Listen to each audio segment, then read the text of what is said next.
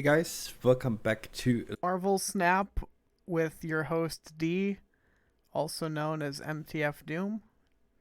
That was an intro by L Forward. I'm going to start giving credit. If you didn't know, L Forward is one of the inspirations for this channel. He plays Legion TD2. Today we're going to go over what the last month of Snap looked like for me, for this channel, for this account, how the decks that we've played have changed over time, and what we are still looking for in terms of collection. I hope you enjoy.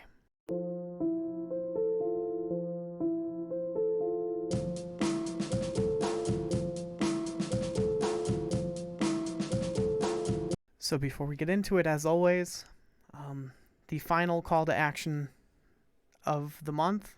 We were shooting for 100 subscribers by March 1st. We are at 135. We've exploded.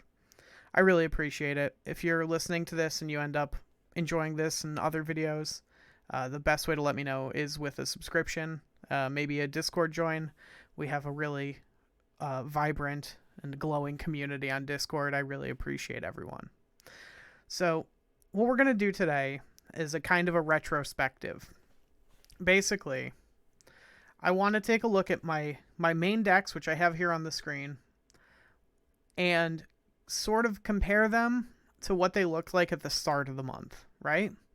So Cerebro 2 has changed very little, except that we have Luke Cage and Hazmat. But the thing is, I don't even know if this is necessarily better, because having played more and more with it, where is it? Goose. We're not playing Goose right now, and I think Goose is pretty good. Cerebro 2, I'm not super... I don't know. I don't think it does enough. There's some really interesting Cerebro 5 and 7 lists going around my Discord.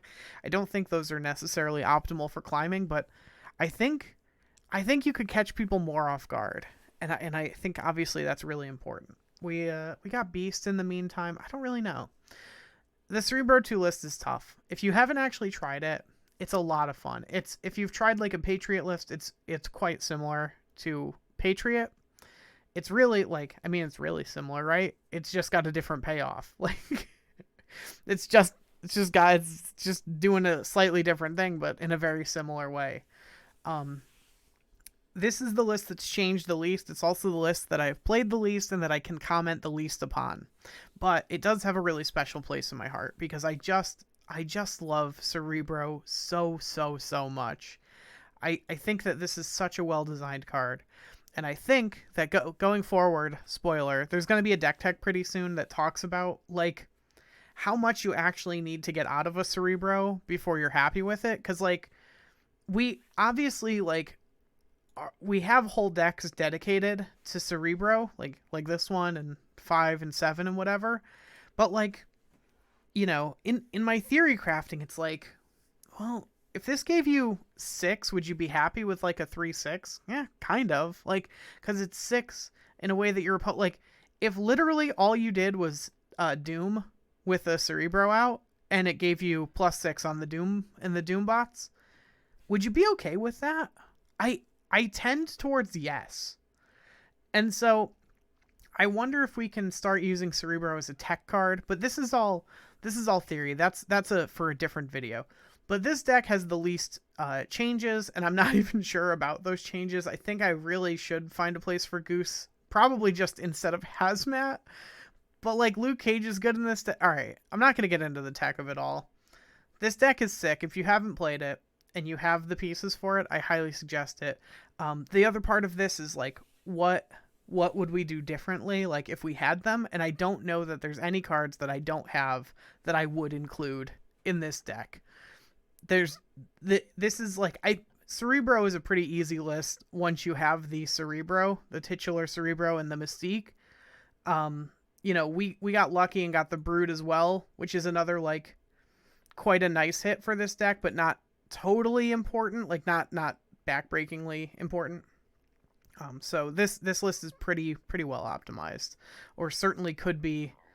You know, I have my pick of what I want to include. Whether I've built it correctly or not is up to you. All right, then we have Mega Death. Another tried and true, very near and dear to my heart.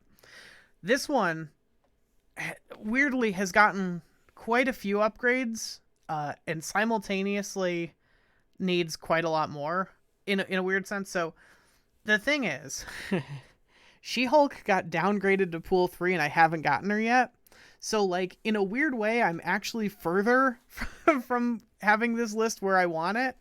The other thing that changed is the leader change, right? So we had, while leader was not an optimal card to play in this deck, we at least had a second turn 6, like something we could play alongside Death that did an okay imitation of what should be Arrow, but we don't have Arrow. And we should have Arrow and She-Hulk in this deck, and we don't have either of them. But we did get the Hood.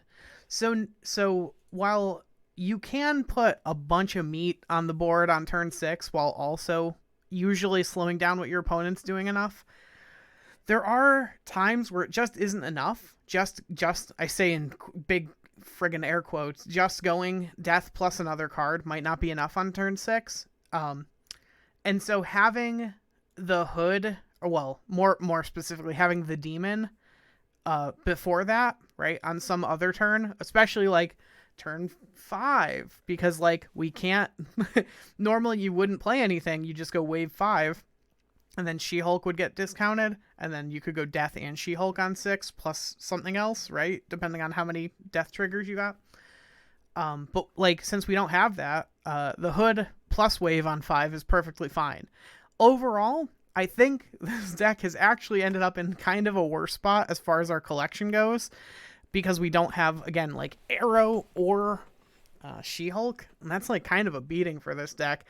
Honestly, the more I play it, the more I realize how much you need to make the DeathWave deck work, and it hurts because I really like this deck, but I just don't think I have the pieces for it at the MMR that I find myself in. So the two big ones would be Arrow and She-Hulk. Arrow, me not having Arrow is really big. We're gonna cover some cards that I got that have really, really upped my game, but Arrow would be the next one that still has the potential to really like change things for the deck building going forward.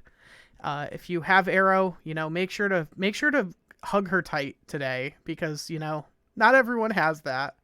All right, so then we've got the Surfer deck, another one that got hit with a nerf over the course of this last month because of Surfer. Oh, it is a negative Surfer deck. It used to be called Silver Halide.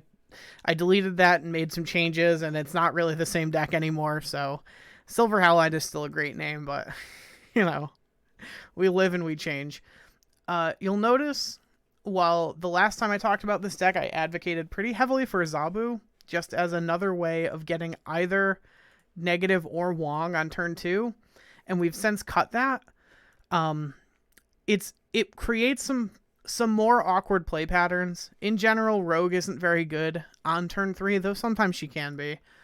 Brood is pretty good on 3, and it means that like there are going to be a significant, something like probably 25% of your games you might just have to retreat. Like you just stone have to retreat if you don't have like the negative on 4 or anything on 3, right? Some games you get negative on 3 through Psylocke and you're really, really happy. But there's quite a few. I'll say the decks we've covered so far are kind of gimmick decks. They're very near and dear to my heart, but they are not. I don't know how good they are, honestly. We still have the package of Surfering. It again, like, it got worse. Like a 0/3 Surfer that buffed everything while negative instead of a 2/3 Surfer. It's just worse. It's just worse. There's no way around it. Losing Zabu was a hit, right? While I think Zabu is better now for what you want to be doing, inverting it is just not good enough. You'll notice we cut Storm because we got upgrade Magic. And Magic is incredibly good. Magic's way better than Storm. in this deck especially. But in general, this is another deck that while we have upgraded, like we have gotten better cards for it over the course of this season, it has become worse regardless of that. So now so these were like kind of, I'm not going to do the listicle thing. I'm going to spare y'all that, but these would be sort of the ones that ended up kind of getting the biggest losers of the season, I suppose. But then we get into the winners. And Gender Reveal is the biggest winner by a really wide margin. So, if you recall, this deck at the beginning of the season was playing like Bucky Barnes, Deathlock, and Sentry, and Scarlet Witch, who I still wish I could make room for because she's the best card in the game and you should be playing her in all your decks, but I just don't have room. Honestly, I just don't have room. I plumb don't. And between then and now, we've gotten the Zabu. Obviously, we had Zabu, but Zabu got changed to be quite good in this deck. We got Sera, who's incredible in a deck where you just want to play a bunch of cards. Oh, she's so good. She could maybe be... you know what? It's probably worth brewing with negative. No, there's enough... All right, I don't know. I'm getting off topic. We got Rescue, which we didn't have at the beginning. Though we might not have played Rescue in the previous iteration of this deck. And we got the Hood. And if you don't know why the Hood is good, we're already playing Carnage and Killmonger. So we can clear off this one cost pretty easily. But even if not, like literally just the ability to, because sometimes with this deck, if you don't know, because the Mysterio clones are 0 power and they just take up a spot, there are some times where you're just going to use one of your lands as kind of like a dumping ground for the cards that you don't want in the hopes that you draw the Carnage. Like if you don't already have it in hand, you're just like, okay, put one of the 0 power Mysterios in the right lane, put the Nova in the right lane, put the Hood in the right lane, and just like, if we draw Carnage, great, that's super cool. And if not, fine, like we weren't gonna win a lane where we had to like dump a 0 power card anyway, right? Like, you know, it was pretty easy for our opponent to overcome us because like getting a rock, functionally a worse rock in that lane is really bad and we don't want it. So because of that, even if we don't end up destroying it, it's still just 2 triggers for Bishop, right? Like, you go like Hood on one turn, Bishop gets +1, and then you go Demon on another turn, Bishop gets another +1, and you're putting 6 power in the lane that you actually care about. Like, this card's exceptional. I'll say, I don't love running multiple 1 costs because Sera can't reduce their costs, but I think that these 2 are worth it with everything else that we're doing with the deck. But going forward, I think I really do want to focus on 2s, which may be just cutting them and adding Scarlet Witch and, I don't know, Sentry. Maybe Deathlock back in. No, because then we lost Hood and, I don't know. This deck has gotten notably better. Another thing. So we had some people questioning why Rescue in lists like this. And the answer is, like, I didn't come up with this tech. So I don't know fully, but from playing with it, what it seems to me is that because this on reveal is if you play a card here next turn, it means that if you get put in a position where you have to play Rescue and then you like, you know, maybe you already have Bishop out and you like draw Mysterio, and so like you're really incentivized to play Mysterio this turn, like, you know, after playing Rescue. Well, it doesn't matter where you play Mysterio because it'll trigger Rescue. Right? It doesn't matter, like, you can play anything anywhere. As long as you play Mysterio, Rescue goes off. And so the opposite is true with JJ, with Jessica Jones, where you can't play anything there the following turn, which means that if you try to play Mysterio the next turn, you will always trigger her not gaining 4 power. And so I think that's the big reason behind this. I don't really think the fact that Rescue becomes a 9 versus JJ's 8 is that big a deal. I think if you had Crossbones instead of Rescue, that could be a consideration in a lot of ways. There's definitely times where I lament this not being Crossbones, but there's equal times where this is what I needed to get out of the situation I was in. So yeah, no, this deck is really good. I already made a video on it, but like if the first pool 3 card you pull is Mysterio, I would build this deck. I would build this deck ASAP. I think you can climb a lot with very, very little with this deck. And there's so many other cards. Again, like, I hate that we're going to keep saying this, but like Arrow would be really good in this deck.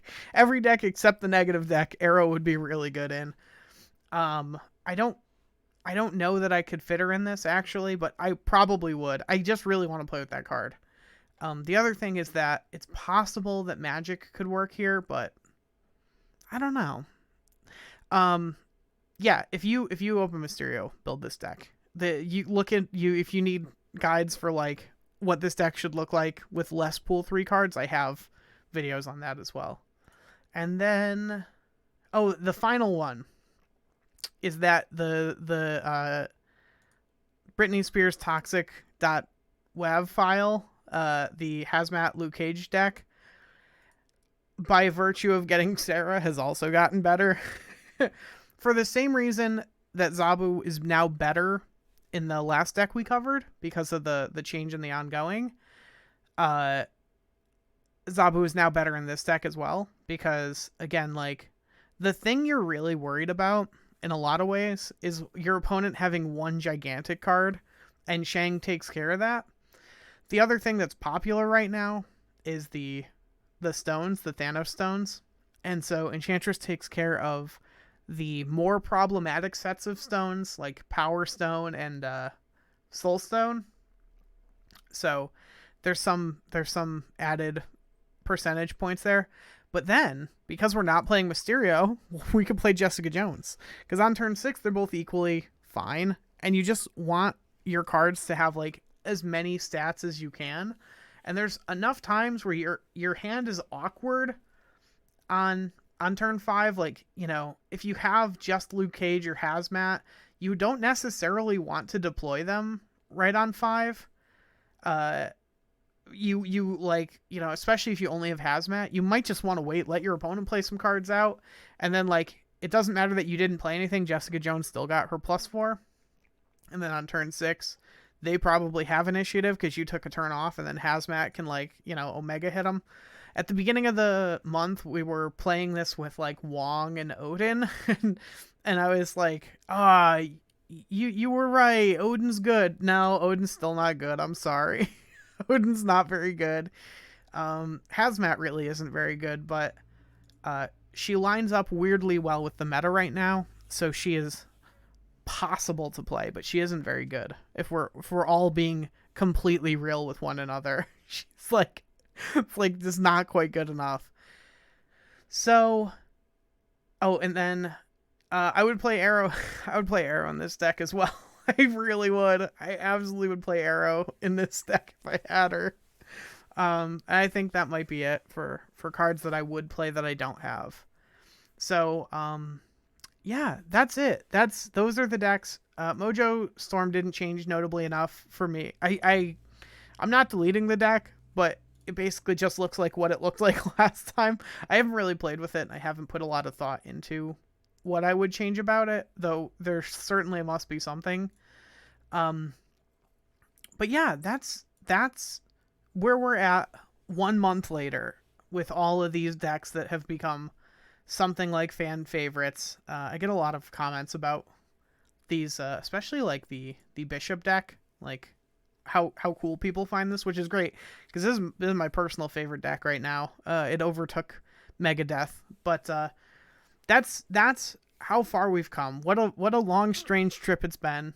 Thank you for another month of support. I really, really appreciate everyone who comments and, you know, just is part of this silly little community that I'm trying to grow. It means a lot to me, and I appreciate it so much. And as always, if you find my content elucidating, enlightening, or enriching, the best way to let me know is with a subscribe and a comment. And I hope you have a great day, and I will see you all tomorrow.